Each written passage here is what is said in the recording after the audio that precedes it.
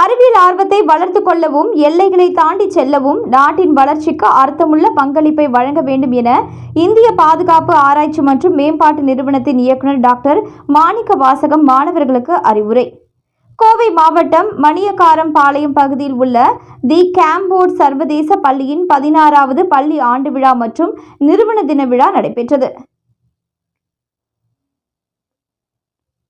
இந்த நிகழ்ச்சியின் சிறப்பு விருந்தினராக இந்திய பாதுகாப்பு ஆராய்ச்சி மற்றும் மேம்பாட்டு நிறுவனத்தின் இயக்குநரும் ஸ்பிக் அமைப்பின் இயக்குநருமான டாக்டர் மாணிக்க வாசகம் கலந்து கொண்டு மாணவர்களுக்கு பரிசுகள் மற்றும் கேடயங்களை வழங்கினார்.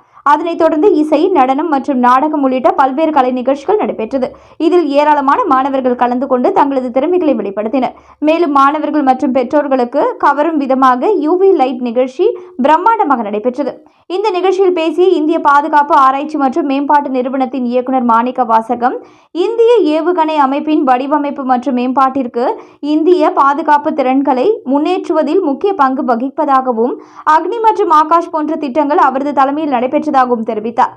அறிவியல் ஆர்வத்தை வளர்த்துக் கொள்ளவும் எல்லைகளை தாண்டி செல்லவும் நாட்டின் வளர்ச்சிக்கு அர்த்தமுள்ள பங்களிப்பை வழங்க வேண்டும் என இந்திய பாதுகாப்பு ஆராய்ச்சி மற்றும் மேம்பாட்டு நிறுவனத்தின் இயக்குநர் டாக்டர் மாணிக்க வாசகம் மாணவர்களுக்கு அறிவுரை வழங்கினார்.